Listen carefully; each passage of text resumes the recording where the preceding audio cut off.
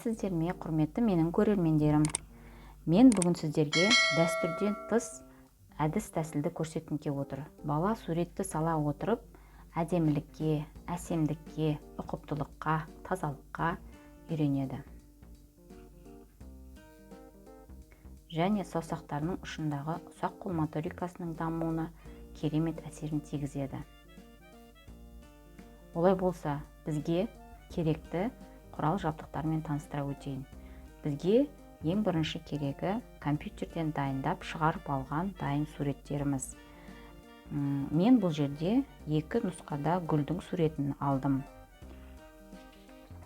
Және де әртүрлі қылып алсаңыздар болады. Егер 2 жастағы бала болса, оған әртүрлі пішіндерді алуға болады. Келесі бізге керегі ол бояу, гуаш. Бұл жерден біз сары, қызыл, жасыл түстерді пайдаланамыз. Келесі бізге қылқалам міндетті түрде керек. Және жапсыратын скотч, бір беттік файл, және де бізге су керек. Ал олай болса, сіздерге қазір қалай жасау керектігін көрсетемін.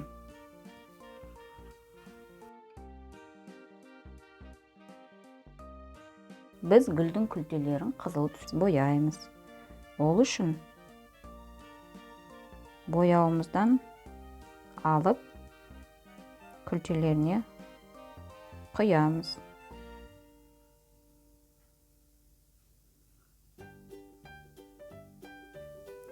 Жалпы сурет салу балаларға эстетикалық тәрбие тұрғысынан беретін басты нәрсе ол бейнелеу арқылы дүниежүзілік мәдениетпен танысу. Яғни табиғатты, жан-жануарларды, өсімдіктерді, жалпы дүние жүзін көре отырып, мұқият танысады. Сөйтіп бала табиғатқа жақын болады екен. Табиғатқа жақын болған бала ол әрине мейірімді, кеңпейілді, адал болады.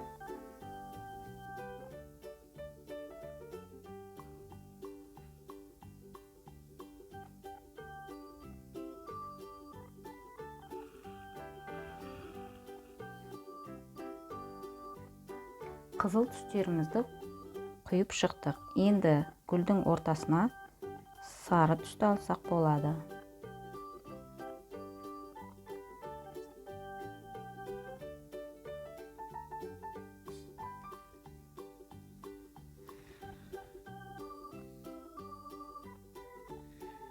Келесі жапырақтарын жасыл түске бояймыз. Жасыл түсті алып, жапырақтарына қоямыз.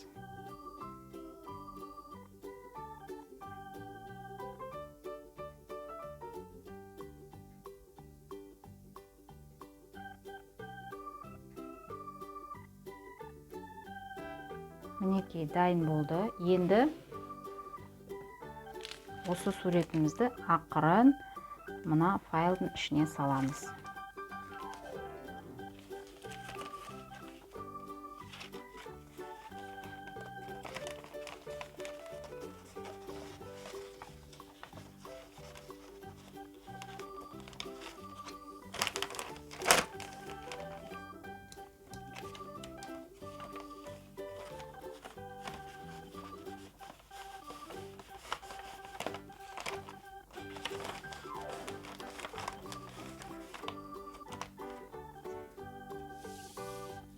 Енді осыны скотчпен жапсырамыз.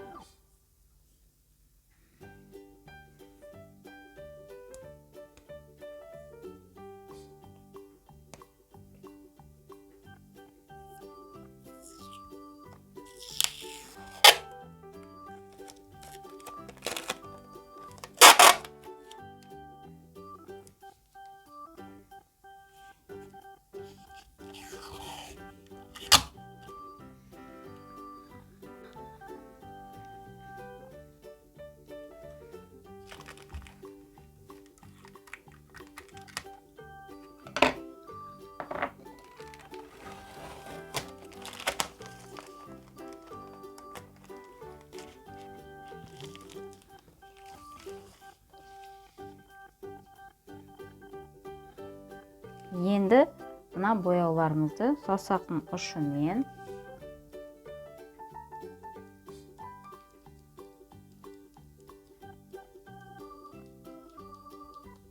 гүл жерімізді бояймыз.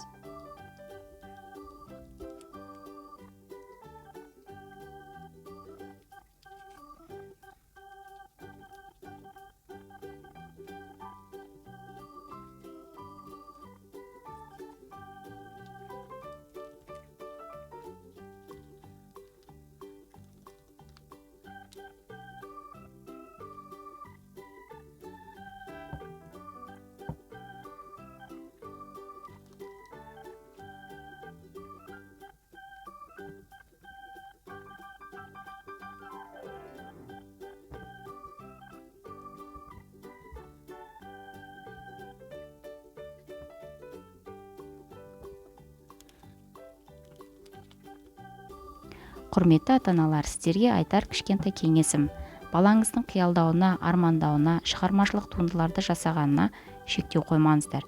Дәл осы жерде балаға еркіндік беру керек. Ата-ана еркіндікті көбінесе баланың тәртібіне беріп, қателік жасап жатады. Еркіндікті баланың дамуына, шығармашылық қиялдауына, армандауына көбірек беру керек. Назар қойып тыңдағандарыңызға көп рахмет.